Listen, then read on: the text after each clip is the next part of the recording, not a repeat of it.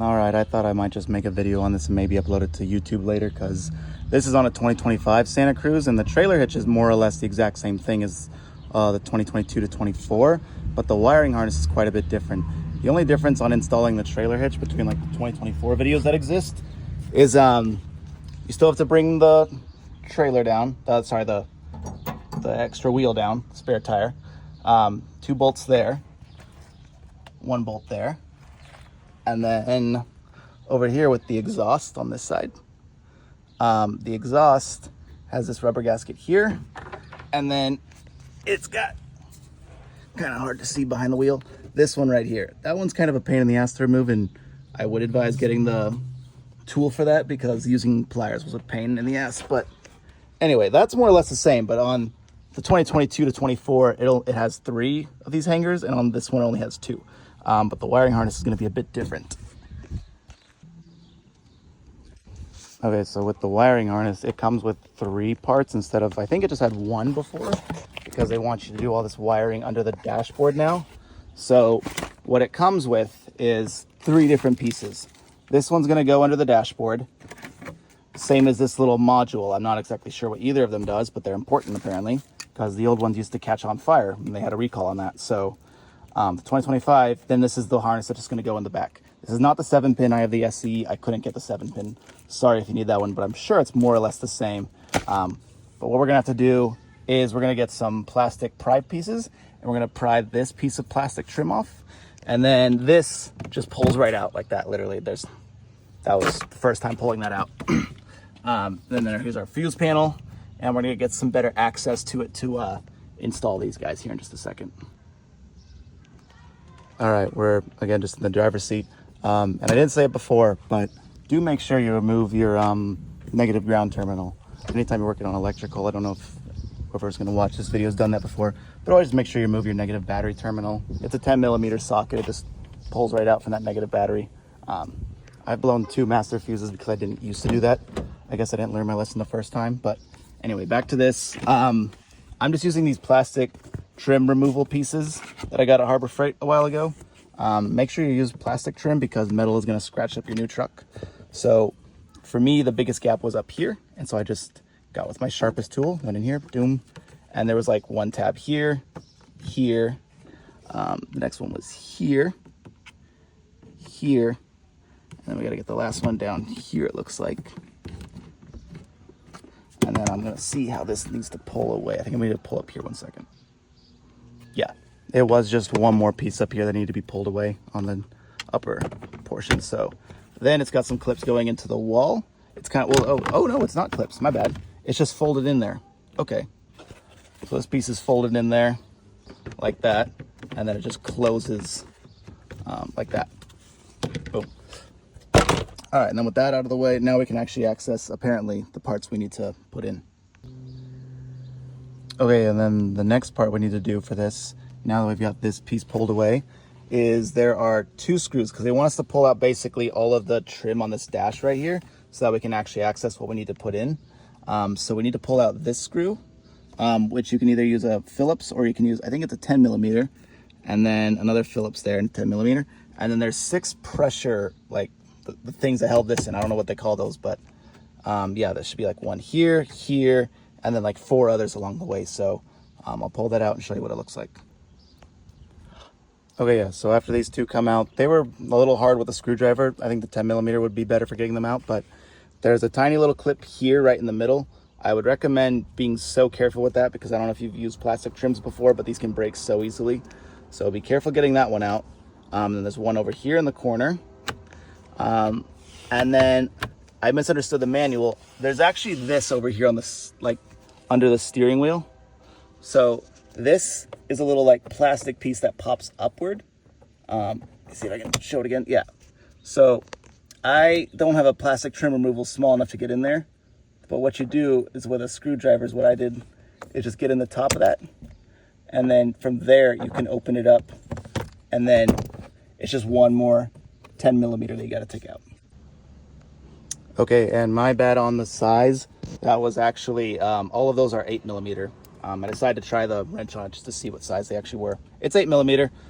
But after that, yeah, then it just pops down with the pressure clips because there's only 2 more there, which correspond to like here and about here. So after that, they say you just need to push out this OBD sensor. And it should just have a couple little things you got to push down on top to get them out. So I'm going to do that. All right, once again, small correction. So I thought you could just push this out, but even easier than that, there were just 2 screws. Then they actually are needing a Phillips that were on either side, like that, going into the, like that, going into this piece right here. So you can just unscrew those. And it's nice because they look different because they don't actually have the bit on top of them to be a wrench either. So that's how you can keep them separate. And then once that's out, then we should have enough room for the most part. I think the next thing they want us to do is pull this section out to some capacity so we can get one thing back there. Okay, so under here, this is the latch to open the hood. I thought what I saw on top here was a screw, and it's not. It's just a push thing. So when this is sitting on here, all you have to do is just gently pry the knob away and it'll pop right off. You don't got to push it in or nothing, just pry it away nice and gently. And then after that, we pull this off gently. You don't want to pull the whole thing off. Somehow it's not held in with glue, just traction. So we just pull this back nice and easy until we're about to there. And then this is all just push pins according to them. So there's one up here. All right, cool. They haven't lied so far.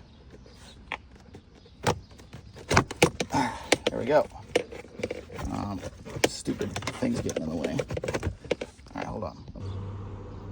Okay, that last step of getting that out wasn't easy. I had to pull this back further than I thought because I need to give this a little, this piece down here a little bit of wiggle room because it looks like, hold on, get some better exposure here. There's another push pin down there. So I couldn't quite get that one out. It's pretty tough, but I could move it enough like this that I could just wiggle this section out. Because I could already get this one kind of like, so that one's out. And yeah, now we should, God willing, have the exposure we need to do this. Okay, so I'm starting to get the understanding of why Hyundai charges so damn much to do this, but I'll be damned if I'm gonna pay them $1,000 to install this. So now that we're here, we have to not only have access to the fuse panel, but we actually have to push it away because we need to get to some wires that are behind it in order to install the crap that they sold us.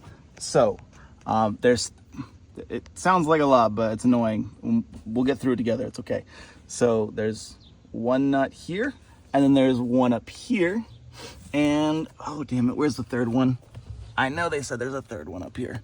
Oh, right there. This wire was hiding it. So after these 3 are pulled, you have to get some pliers for this this harness that's being kept here for God knows why. But it goes from there to like into here. But anyway, you're gonna need some pliers to like push this in so it'll go out. And then once these 3 are out, then we can access the back of it to, God willing, install what we need. All right, I want to be kind of got to tell you what tools you guys should be using for these things, but this one is super hard to get to because you only have like 2.5 fingers width of wiggle room to work, so I couldn't even get my wrench in there. So what I ended up using was this little multi-tool I had because it's faster than a wrench. But once it's loosened, I mean, this is a fiber inside, you can just get it out by hand. So I just want to give that little tidbit of advice there. All right, so sorry for this because I wasn't able to show, I think, the hardest part of this. And that is that the wiring harness they gave us, it has 2 connectors that need to plug into the car, and then 3 connectors that need to plug into this. And I haven't done that part yet, and I haven't done one part of the harness either, because finding what it plugs into was super hard. Because when you pull this back, the only thing you see, I now have this plugged in. So you see this was not there before. So the harness has one plug that plugs into this harness back here. This does nothing for the wiring harness for the trailer. And that took me a while to figure out because I couldn't figure out why it wasn't connecting. I thought maybe I got the wrong part. So anyway, one part of the harness goes here. And then bear with me because I have to get a better position to show you this. Get that out of the way too. Okay, this is the 3 parts that need to plug into the module. So that's the other end of that harness. And then the other part of the harness comes way back here. Like I had to get into the footwell to see this. But there's a plug right here that I don't even know if I can get it to show on camera. But it's because this long harness back here, way against the footwell, has a hidden fucking plug right there.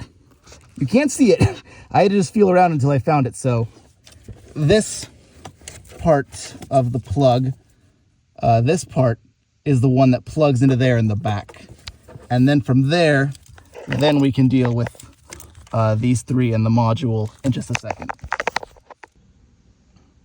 Okay, so now with those little 2 terrible wire ears in place, one back there and one way back there, we have the module here with the 3 wire connectors. And then what you're supposed to do is take this little piece of tape here, peel the back off of it, and then apply that to this so it's got a little pad. And then what it's gonna do is it's gonna sit on top of this wire harness. You're gonna run 2, God, what are these? God, vocabulary is not my strong suit. You're gonna run 2 zip ties through each of these and then just zip tie it to that main wiring harness right there. All right, awesome. And then you should have something like this. Nice little foam pad underneath. I don't know if it does all that much anyway, but yeah, and then just zip tied to that wiring harness. And from there, we're done, guys. At least back here.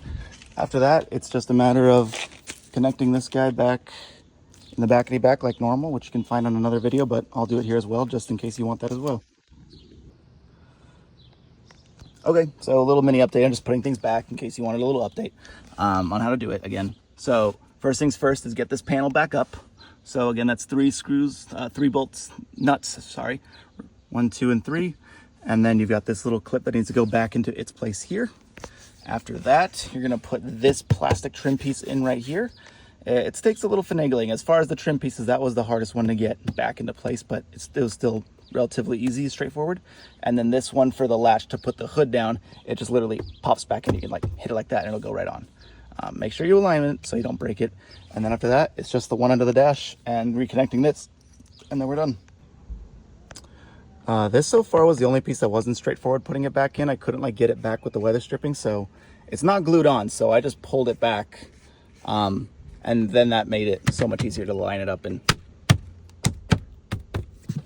get it in. So that's my only recommendation, is just pull this weather stripping back and then push it back on and make sure it's flush when you're done.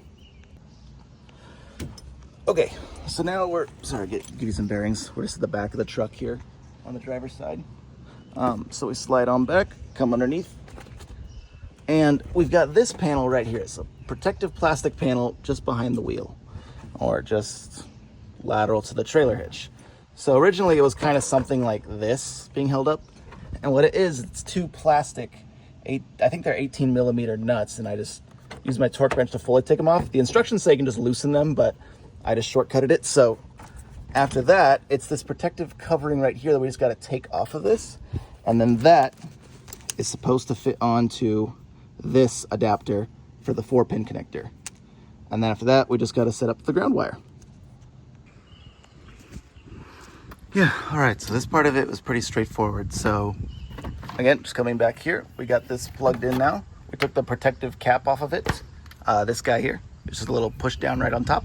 Slid right out. Of course, it's brand new, so I don't know what it'll be like once it's had, you know, thousands of miles on it, but yeah, it's supposed to plug in here then, and then you're supposed to route it pretty close to the factory harness. So this was the stud for the ground wire, and then these are the 2 studs for these 2 caps, and then these are the 3 push pins that go right here, here, and here. Yeah, so just route those back, and I've got this hooked up to the harness now, and then you're all done, guys. Sorry, one last video before we're done here. I had never seen this connector type before, so I just wanted to see if anyone else was familiar with it. These are where they're supposed to go back in, but they won't just like push back in. What you have to do is, it's got 2 parts to it. So you pull these back, get your fingernail in there, and then they separate. And then this will collapse and it can go right in. Yeah, that's all I had to say extra to that. Otherwise, I think we're done, and that's it. You can do some tie down straps. They give you like 5 more if you need them, but I'm just gonna do like 1 there, one there, and then call it a day. So yeah, hope that helped, guys. Okay, so under here, this is the latch to open the hood. I thought what I saw on top here was a screw, and it's not. It's just a push thing. So when this is sitting on here, all you have to do is just gently pry the knob away, and it'll pop right off. You don't gotta push it in or nothing, just pry it away nice and gently. And then after that, we pull this off gently. You don't wanna pull the whole thing off. Somehow it's not held in with glue, just traction. So we just pull this back nice and easy until we're about to there. And then this is all just push pins according to them. So there's one up here. All right, cool. They haven't lied so far. There we go. Stupid things getting in the way. All right, hold on. Okay, that last step of getting that out wasn't easy. I had to pull this back further than I thought because I need to give this a little, this piece down here a little bit of wiggle room, because it looks like, hold on, get some better exposure here. There's another push pin down there. So I couldn't quite get that one out. It's pretty tough, but I could move it enough like this that I could just wiggle this section out. Because I could already get this one kind of like, so that one's out.